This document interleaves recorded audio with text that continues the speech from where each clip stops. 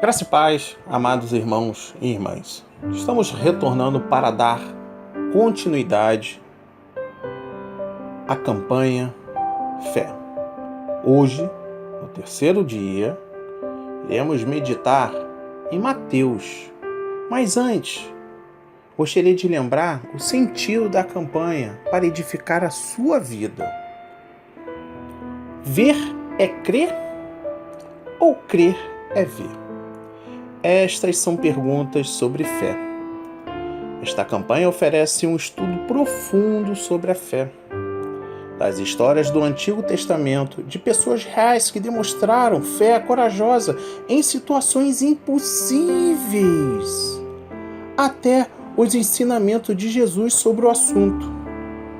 Através da leitura, você será encorajado a aprofundar seu relacionamento com Deus e para se tornar um seguidor de Jesus mais fiel.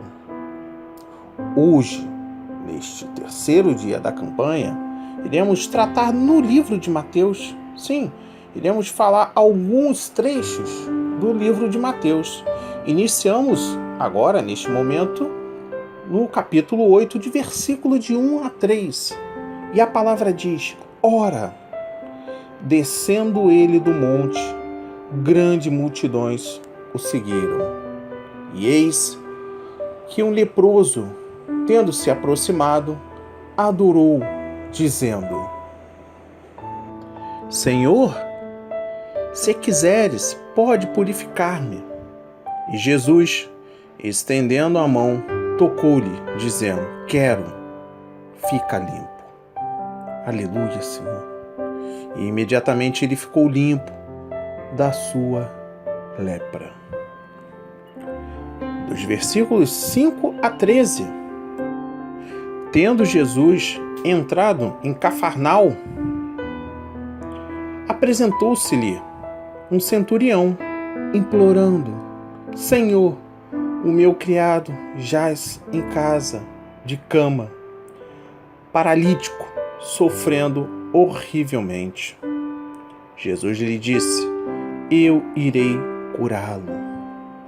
Mas o centurião respondeu: Senhor, não sou digno que entres em minha casa, mas apenas manda com uma palavra, e o meu rapaz será curado.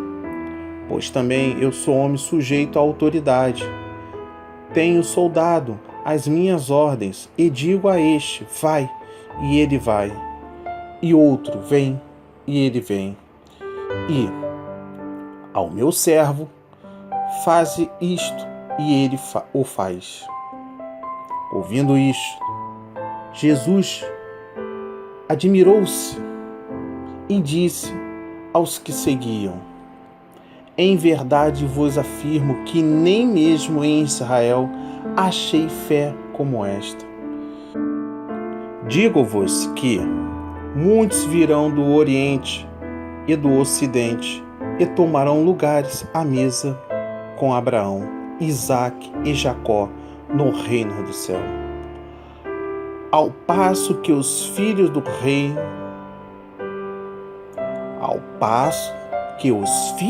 reino serão alcançados para fora nas trevas. Ali haverá choro e ranger de dentes. Então disse Jesus ao centurião: Vai-te e seja feito conforme a tua fé. E naquela mesma hora o servo foi curado. Graças a Deus. Meditando nos versículos, iniciamos a leitura sobre a cura do leproso. Na antiguidade, a lepra era a mais terrível de todas as enfermidades. Nenhuma outra enfermidade converte o ser humano em uma ruína total, tão total e horrível à vista e durante tanto tempo. A princípio, são pequenos nódulos que terminam ulcerando-se. Estas úlceras produzem um líquido de aspecto desagradável e vão aumentando. caem as sobrancelhas. Os olhos assumem um aspecto fantasmagórico, como se nunca deixasse de olhar fixamente a outros. Nunca houve uma enfermidade que separasse um homem de seu semelhante, como a lepra. E este homem foi o que Jesus tocou. Para um judeu, a frase mais extraordinária de todo o Novo Testamento provavelmente seja: Jesus, estendendo a mão, tocou-lhe ao leproso. Nessa história, devemos notar duas coisas. O leproso se aproxima de Jesus e Jesus responde. Na aproximação do leproso, há 3 elementos que convém destacar. Primeiro, o leproso se aproximou com confiança. Não duvidava de que Jesus quisesse, podia curá-lo. Isto é fé. Nenhum leproso se aproximou de um rabino ortodoxo ou um escriba. Sabia perfeitamente que eles lhe jogariam pedras para afastá-lo. Mas este homem se aproximava de Jesus. Tinha perfeita confiança que Jesus daria as boas-vindas ao homem que os todos tinham rechaçados. Ninguém deve sentir-se muito impuro para aproximar-se de Jesus. O leproso, além disso, tinha perfeita confiança no poder de Jesus. A lepra era o único mal para o qual a medicina rabina não prescrevia remédio algum. Mas este homem tinha a segurança de que Jesus podia fazer o que ninguém podia fazer. Ninguém deve sentir que a sua enfermidade, do corpo ou da alma, é incurável enquanto Jesus Cristo siga existindo. Aleluia. A voz até falhou. É incurável. Nada é incurável enquanto Jesus Cristo siga existindo. Número 2. O leproso acudiu a Jesus humildemente. Não exigiu a cura. Limitou-se a dizer: Senhor, se quiseres, pode purificar-me. Era como se houvesse dito: eu sei que sou um lixo. Sei que sou qualquer outro homem, fugiria de mim. Sei que nem tenho direito algum, mas possivelmente você, na misericórdia divina, comunicará seu poder a alguém como eu. Somente o coração humilde, consciente apenas da sua necessidade, é o que encontra seu caminho para Cristo. Terceiro, o leproso se aproximou com reverência. Em nossa versão da Bíblia diz que o leproso se prostrou diante de Jesus. O verbo grego é proskoin, que só se usa com relação à adoração dos deuses. Sempre descreve o sentimento e a atitude de um homem frente à divindade. O leproso não poderia dizer a ninguém o que pensava sobre Jesus, mas podia e mais sabia que na presença de Jesus estava na presença de Deus. Não é necessário que traduzamos isto a uma terminologia fisiológica ou teológica. É suficiente que saibamos que, ao estar na presença de Jesus, nós encontramos antes o amor e o poder do Deus Todo-Poderoso. Sendo esta atitude com que o leproso se aproximou de Jesus, produz-se então a resposta de Jesus. Em primeiro lugar, sua reação foi a compaixão. A lei dizia que Jesus não deveria tocar neste homem, ameaçava-o com uma terrível impureza, se permitia que o leproso se aproximasse dele de menos de 2 metros de distância. Mas Jesus estendeu a sua mão e tocou o leproso. A medicina da época teria advertido a Jesus que correria risco de uma severa infecção, mas Jesus estendeu a mão e tocou o leproso. Para Jesus, a vida impunha somente uma obrigação, a de ajudar. Havia somente uma lei, a lei do amor, o dever da compaixão e a obrigação do amor. Tinha precedência sobre todas as outras regras, mandamentos e lei. Esta obrigação o fazia desafiar todos os riscos físicos. Para um bom médico, um doente de uma enfermidade repugnante não é um espetáculo asqueroso, mas um ser humano que necessita de sua habilidade para curar.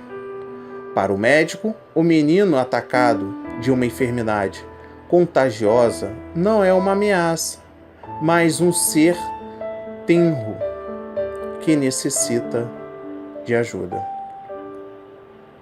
Assim era Jesus. Deus é assim e nós devemos ser assim.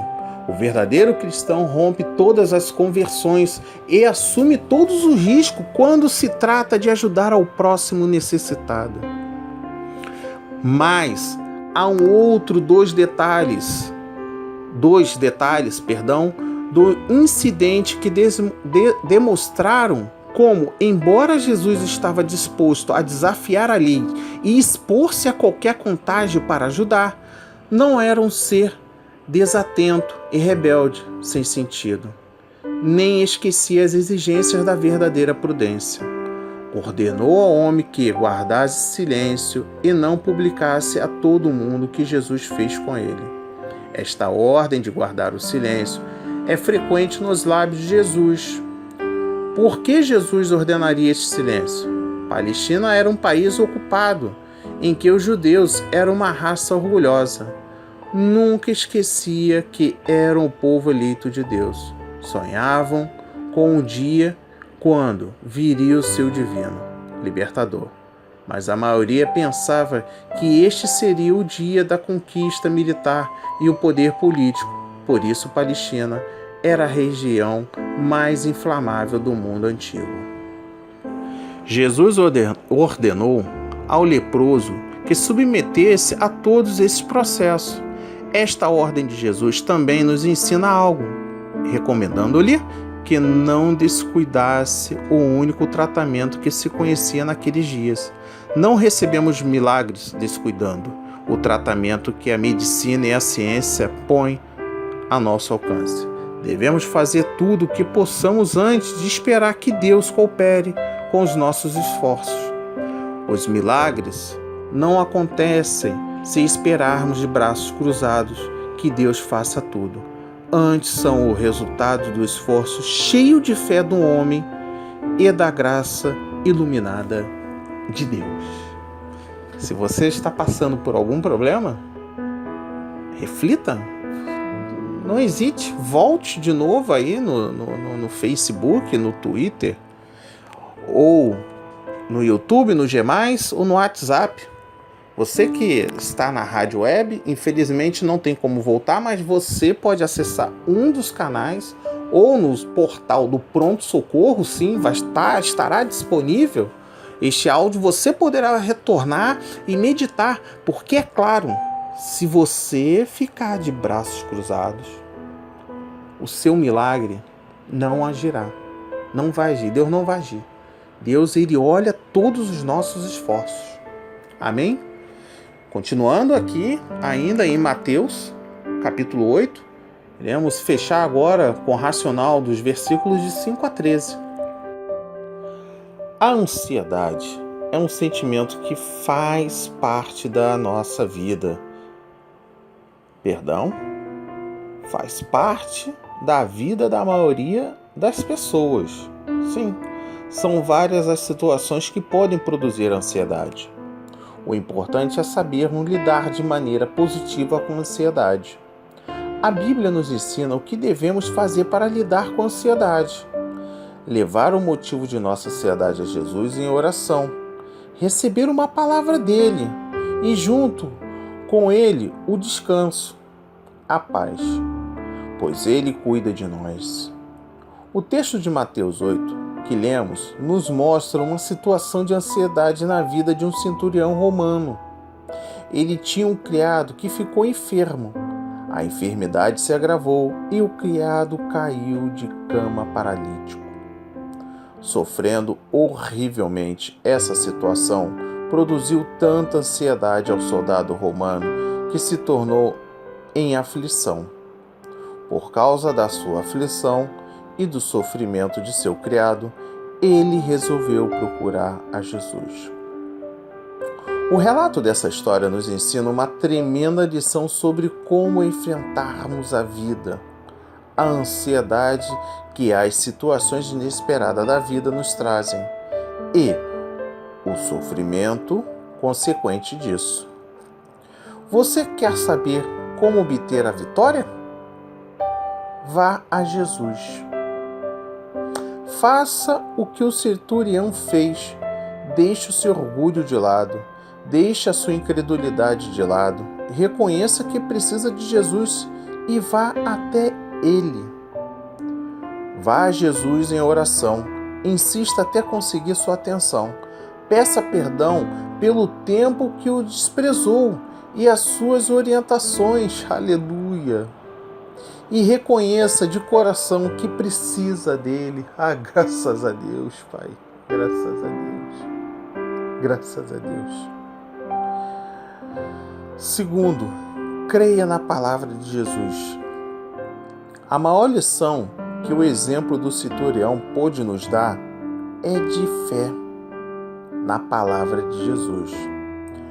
Basta uma palavra de Jesus.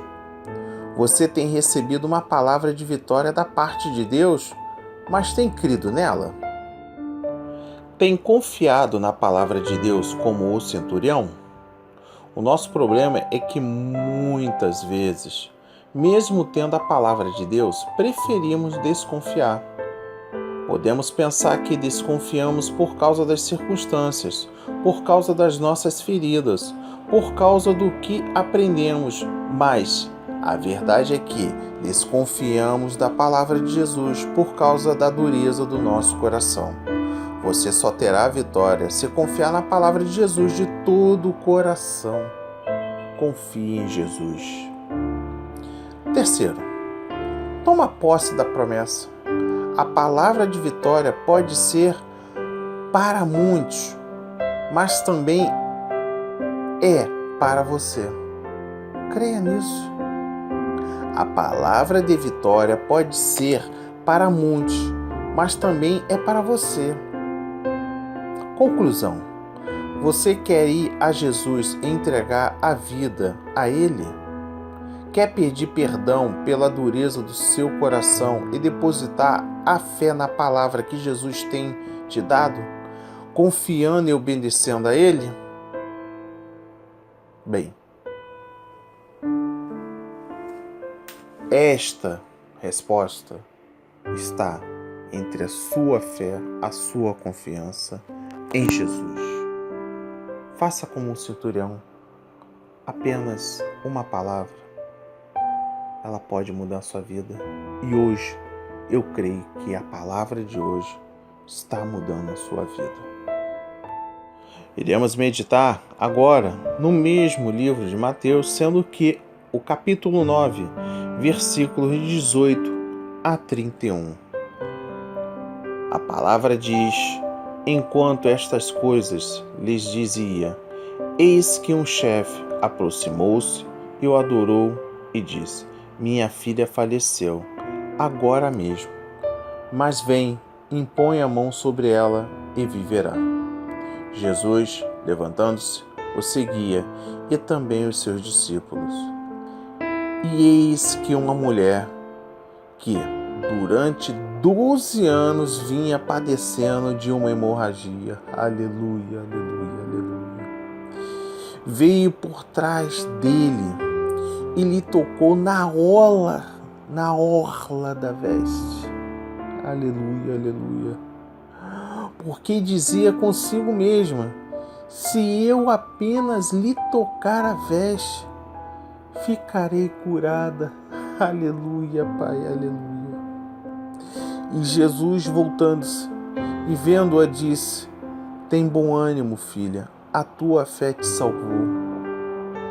E desde aquele instante a mulher ficou sã.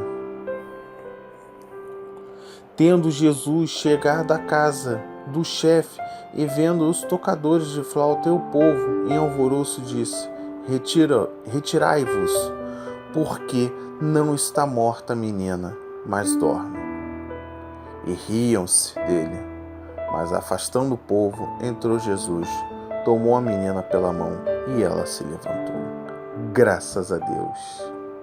E a fama deste acontecimento correu por toda aquela terra. Partindo Jesus dali, seguiram-no 2 cegos, chamando: tenham compaixão de nós, filho de Davi.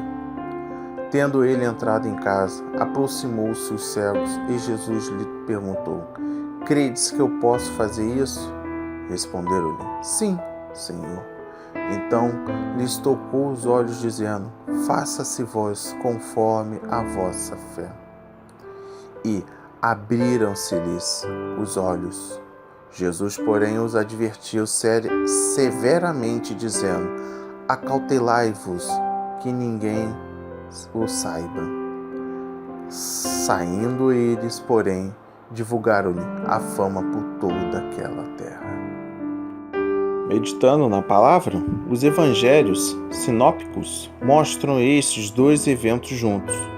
A intercalação dos mesmos traz a afirmação à prática de que muitas vezes a obra é feita com várias coisas acontecendo ao mesmo tempo. Neste caso, Jesus recebe o pedido do chefe da sinagoga, mas enquanto seguia para sua casa, uma outra cura aconteceu. Um princípio de estratégia missionária pode ser visto aqui. Muitas vezes estamos fazendo várias coisas ao mesmo tempo e que demonstra a flexibilidade necessária dentro da obra de Deus. Eu gostaria de deixar mais firmado, podemos dizer assim, no que diz respeito a esta parte da Bíblia, o toque que desperta a vida. Sim. Dos versículos 18, 19, 23 e 26. Este é o ponto da reflexão dentro da campanha. Mateus narra essa história com muitas mais economias de palavra que os outros evangelistas. Se desejamos obter alguns dos detalhes que faltam aqui, devemos buscá-lo em Marcos 5, 21 a 43 e Lucas 8, 40 a 56. E ali onde descobrimos que o nome do chefe era Jairo e que era presidente da sinagoga. O presidente da sinagoga era uma pessoa muito importante. Era eleito entre os anciões, de cada congregação judia. Sua responsabilidade não era ensinar, nem dirigir durante as reuniões. Tinha a seu cargo vigiar a ordem durante as reuniões da sinagoga e fiscalizar os interesses da sinagoga em geral. Ele designava aos que deviam encarregar-se da leitura durante as reuniões e aos que dirigiam a oração. Também convidava os pregadores. Sua obrigação era vigiar que não acontecesse nada fora de lugar na sinagoga e, a seu cargo, estava o cuidado dos edifícios da mesma. Toda a administração dos assuntos práticos da sinagoga estavam em suas mãos. É evidente que um homem assim somente acudiria a Jesus como último recurso. O mais provável é que fosse um judeu ortodoxo estrito. dos que consideravam que os novos profetas eram uns hereges perigosos. E somente quando todo o resto tinha fracassado, se volta. Desesperado a Jesus bem poderia lhe dizer: quanto tudo ia bem, a única coisa que você queria era me matar. Agora que você tem problemas, você precisa buscar minha ajuda. Poderia ter se negado a ajudar alguém que ia a ele dessa maneira. Mas Jesus não experimentava ressentimento algum. Havia alguém que o necessitava, e a única coisa que Jesus queria nesse momento era ajudar. Na mente de Jesus não havia lugar para orgulho ofendido ou espírito de desforra e vingança. Então, Jesus vai com este presidente da sinagoga para sua casa. Ali encontrou um pandemônio. Para os judeus, a obrigação de chorar os mortos era muito importante. Quem não chorava a morte de um homem prudente, dizia um provérbio, merece ser enterrado vivo. Agora, vamos falar sobre a orla da veste. Do ponto de vista judeu, esta mulher não podia sofrer de enfermidade mais humilhante e terrível que uma hemorragia. Era um mal bastante comum na Palestina. O Talmud recomenda não menos de 11 formas de curá-la.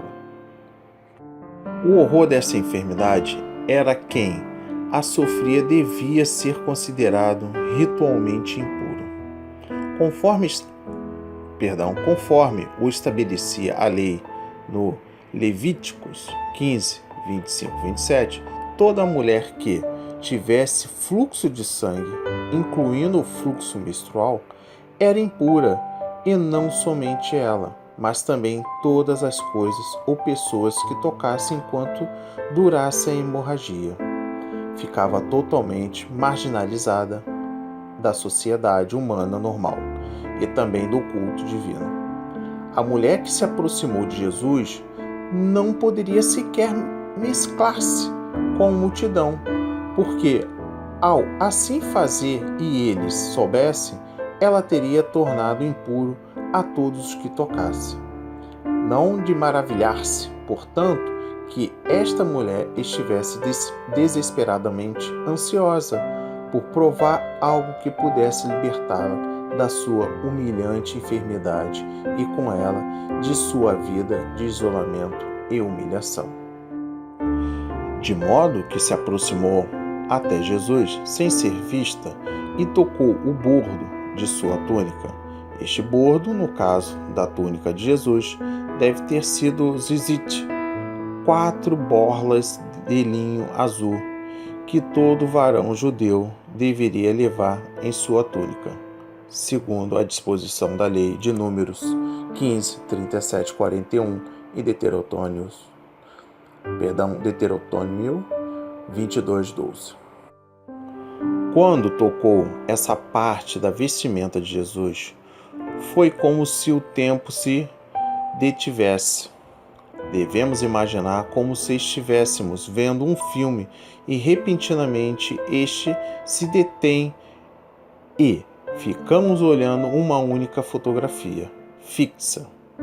O mais extraordinário é referente desta cena é que instantaneamente Jesus se deteve em meio da multidão e foi como se nesse momento a única coisa que houvesse no mundo fosse essa mulher e a sua necessidade.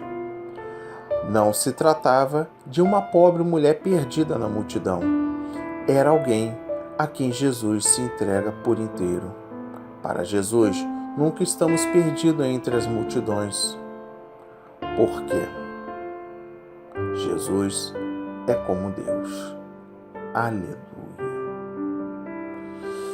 E eu queria repetir esse trecho é lindo. Quando não se tratava de uma pobre mulher perdida na multidão, era alguém a quem Jesus se entrega por inteiro. Para Jesus, nunca estamos perdidos entre multidão, porque Jesus é como Deus. E neste momento, Jesus está te aguardando no meio desta multidão para te salvar, para te resgatar. O amor de Deus é infinito para cada alma humana, porque cada alma humana é única e nenhum outro pode satisfazer esta mesma necessidade divina. Deus se entrega por inteiro a cada ser humano individual. O mundo não é assim. O mundo se divide as pessoas entre as quais são importantes e as que não são importantes. Para Deus, um homem ou uma mulher nunca é igual a outro ou a outra. Cada um é um de seus filhos, a quem conhece pessoalmente, e todo o amor e o poder do Pai estão a seu dispor. Para Jesus, esta mulher não era um rosto a mais na multidão. Quando ela necessitou dele, ela foi a única coisa que lhe interessou. Jesus age da mesma maneira com cada um de nós.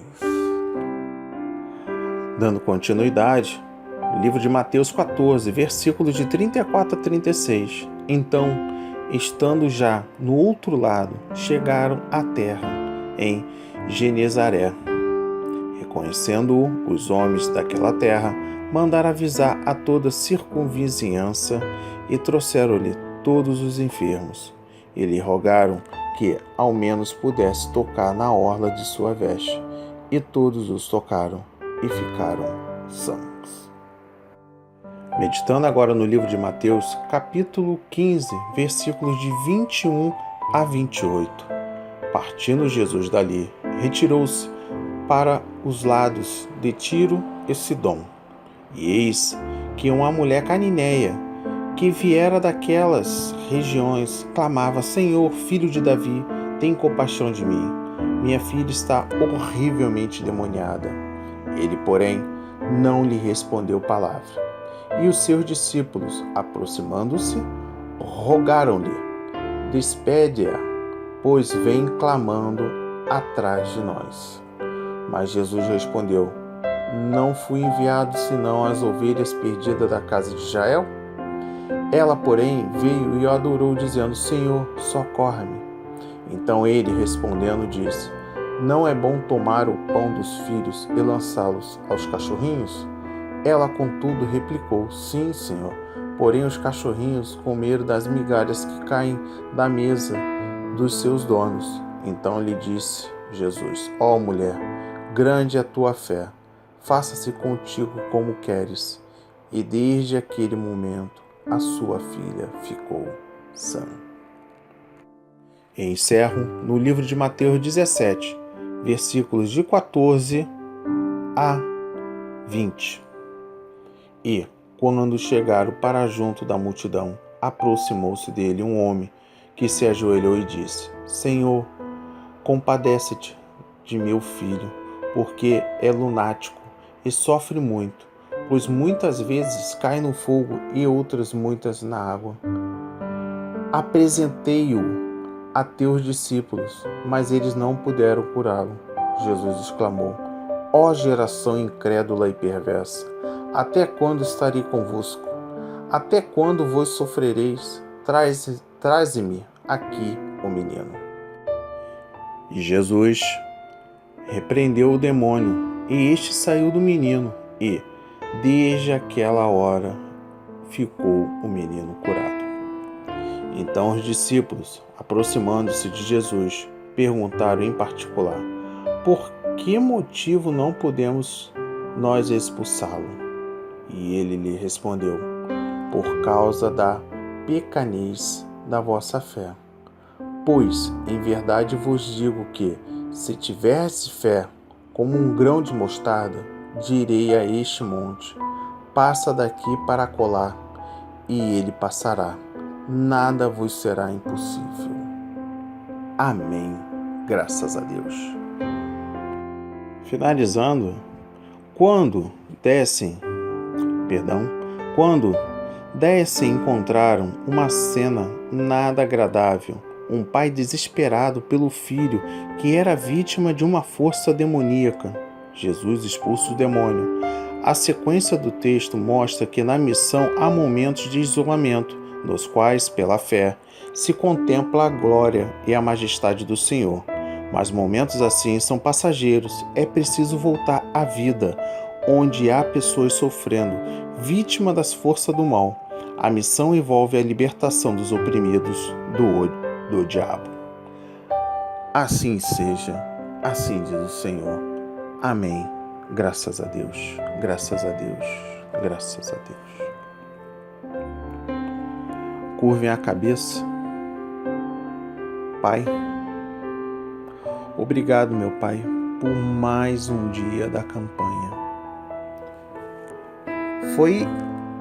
Posso dizer que foi uma das campanhas, hoje, um dos dias que mais se estendeu em termos de conhecimento.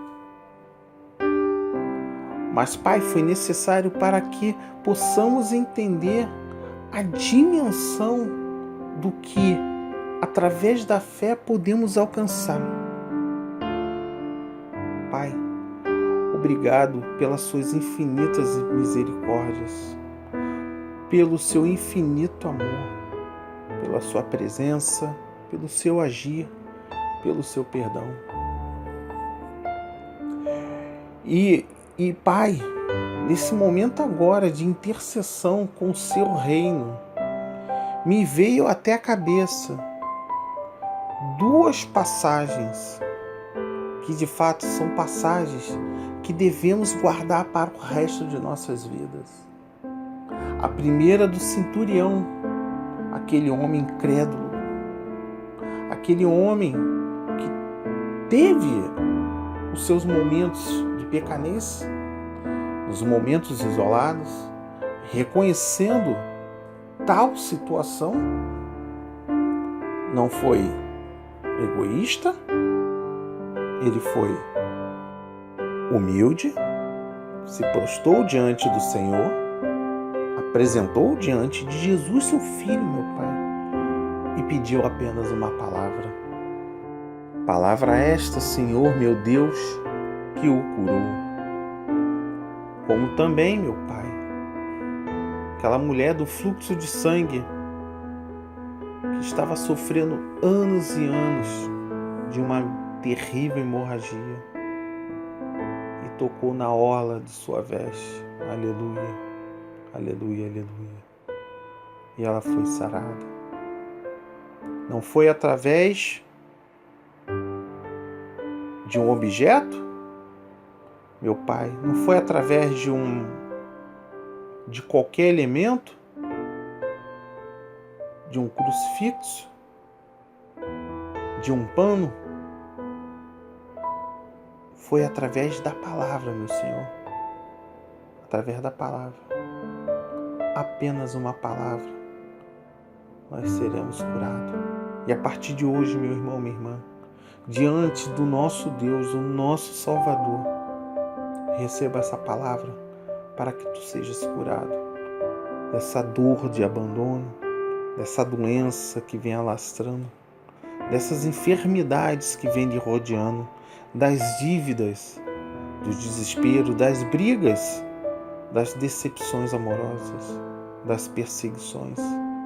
A palavra, apenas uma palavra, hoje, que nós estamos encerrando neste terceiro dia desta campanha, já aproximadamente com mais de 40 minutos. A palavra que eu tenho para você diante desta oração, meu irmão, minha irmã, que tenha fé diante de qualquer situação, de qualquer eventualidade, de qualquer adversidade. Tenha fé. Amém. Graças a Deus.